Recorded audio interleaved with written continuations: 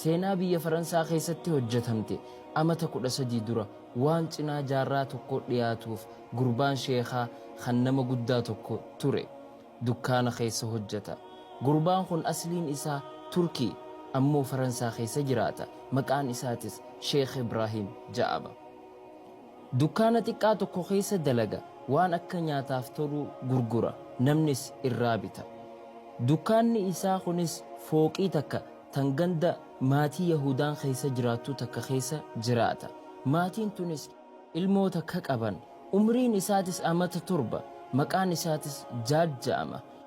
Mucaan guyyuu dhufee gurbaa sheekaa kanarraa waa bitata. Yeruma cufa dhufee waa bitatu hunda chokkoleettaa xiqqaa tokko hatee deema. Meeshaa isaa keessa kaayyate. Sheekh Ibrahimis isa ni beeka ammoo ni usa.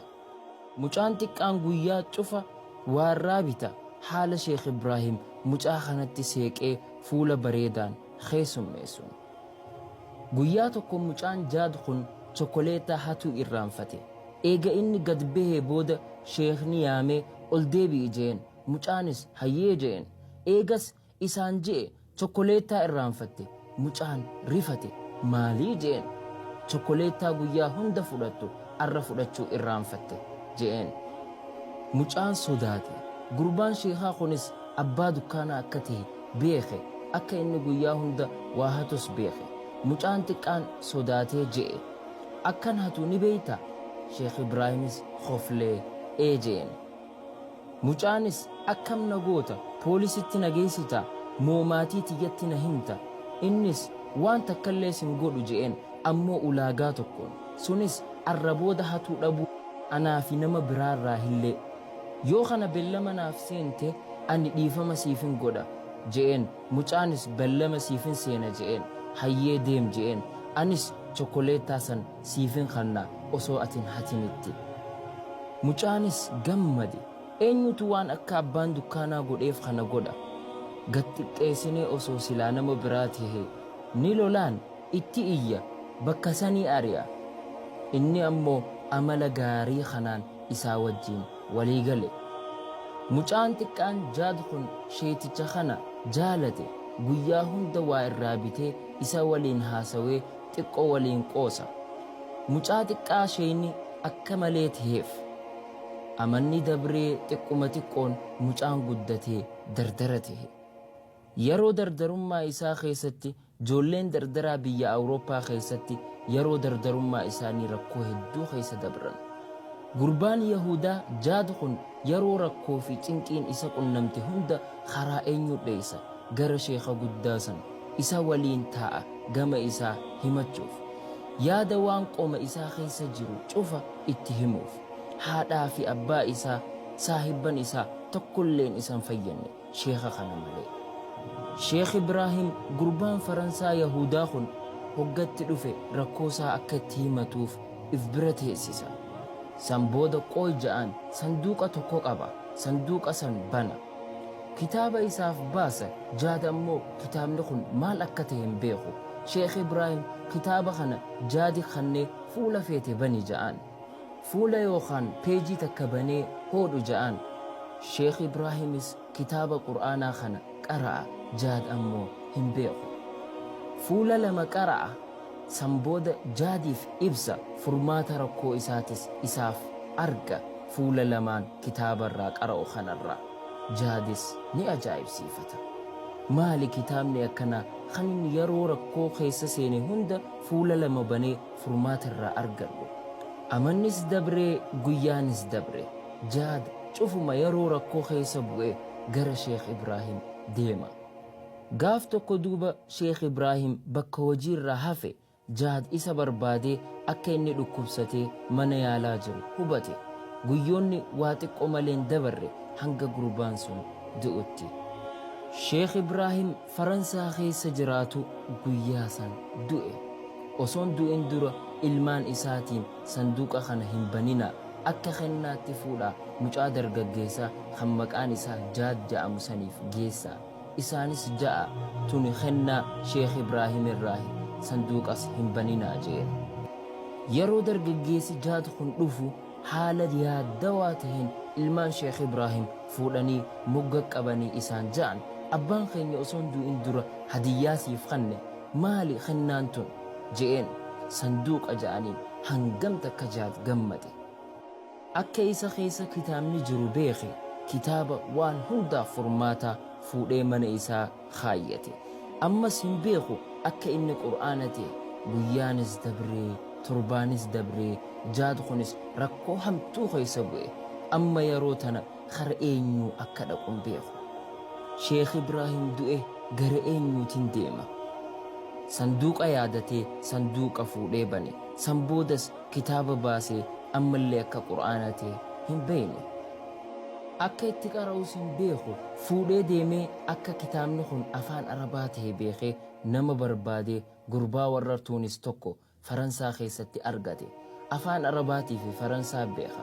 Akkana je'een kitaaba kana fuula lama bantee naa qaraatee naaf ibsuu ni dandeessaa? Gurbaanis je'een. Gurbaan kun fuudhee qara'ee ibsutti seene gara afaan Faransaatti hiikee gurbaa jaad kanaaf. Eegas booda jaad kun boo'e furmaata rakkoo isaa fuula lamaan san keessatti argate. Ajaa'ibsiifatee je'e maali kitaabni kun sihrii? Isaaf deebise lakkii kun kitaaba keenya kitaaba Rabbi biraa buufame inni qur'aana kitaaba muslimtootaati. Duuba kitaabni kun kan eenyuuti je'een Rabbiitu ergamaa keenyarra sallallahu alayhi wasallam buuse ifaa fi qaceelloo ilma namaatiif tahe je'een waan qalbii keessa jiruufis dawaa qaba je'een. Gurbaanis waa'ee qur'aanaa ibsuufitti seene amma jaadis beeke akka kitaabni kun qur'aana tahe kan rakkoo isaa cufa amata dheeraaf furaafii ture. Akkamittiin islaamaa duuba je'ee gaafate. Laafumatti akka rabbiin tokko malee rabbiin biraan jirre ragaa baata. Ammas Muhammad ergamaa isaa ta'uu. Jaadis shahaadaa qabatee islaamummaa isaa beesifate gara diin rabbii seene. Umriin jaad yeroo sanitti amata 20 keessa ture. Diin rabbii barachuutti seene adeemsa keessa daa'ii Awurooppaa keessa jabaa beekamaa kan gama diin rabbii nama yaamu tahe. Awurooppaa keessatti amata waa xiqqoo keessatti namni 6,000 ol harka isaatti islaamu. Sanduuqa san keessa waraqaa xiqqoo takkaa jira qur'aanaa waliin kan Sheekh Ibraahim barreesse. Qul haadhihi sabiilii ad'uu ila Allaahi calaa basiiratin ana waman ittabacanii. Jaadis daawaa gara rakkoo barachuu qabate. Ammas gara biyya Afrikaa deeme. San booda deemee maqaa isaatis Jaadullaahi Alqarraanii baafate. Maqaan isaa jijjiirame. Haadha isaa ta Yahudaa tan isa darartu qaba. Amata dila san cufa ka isa mokkortu. Jaadullaahi Alqarraaniin amata 30 Afrikaa keessa ture gara rabbii nama yaamaa. Harka isaatirrattis namni miliyoonotaan lakkaawamu islaamawee. Miliyoonoonni harka Jaadullaahi Alqarraanii irratti islaamawaan. Sababa eenyuuti? Sababa Sheekh Ibraahim kanaani. Sababa amala gaarii abbaa dukkaanaa kanaani. Jaadullaahi Alqarraaniin bara 2003 akka faranjootaatti du'e. Ammarraa amata 17 dura Jaadullaahi Alqarraaniin amata 2 booda eega haati isaa ta Yahudaa islaamawtee booda du'e. Akka jette haati isaa obsa ilma kiyyaatiin da'waa isaatii fi hojii isaatiin nin islaamowe. Haati isaa ta Yahudaa islaamoyte ta isa dararuu turte. Dr. Safhat Al-Ijaaziin akkana jee guyyaa tokko daa'ii beekamaa kan ta'e anaa biyya London keessa ture sheeticha tokkon arge. Sheeticha kana asiliin isaa Afrikaadha.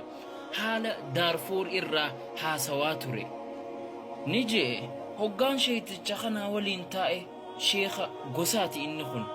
Isaan jee Jaadullaahi Alqarraanii ni beeyta. Atuu ni beeytaa jee. Jaadullaahi Alqarraanii nin beeka je'een. Isaan wal arkeetiin irra salaammadhe osoo innin du'in dura biyya Suwiisraatti mana yaalaa keessatti. Harka kiyya fuudhee dhungate.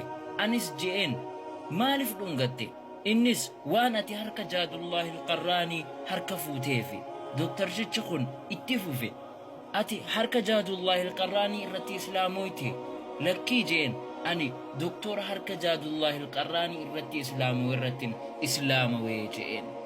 eenyutu jaadullahi alqarraanii akka islaamawee diin rabbii seenu godhe eenyutu ummata afrikaa miliyoonotaan lakkaawamu gara diin rabbii akka seenan godhe eenyuun nama kana dhibbaatamaan lakkaawan biyya awurooppaa keessatti akka islaamawan godhe inni amala gaarii sheeticha maqaan isaa Ibraahim ja'amuuti kan dukkaana xiqqaa waan akka halawaatii fi waan akka kuduraa gurguruuti hallummaan isaa toleeti nama miliyoonotaan lakkaawamu gara diin rabbii ol ta'e naqe gara rabbii nama yaamuun sadarkaa guddoo ammoo karaa gaarii fi amala gaarii ta'uu qaba hanga ammaan waliin turuu keessaniif galatooma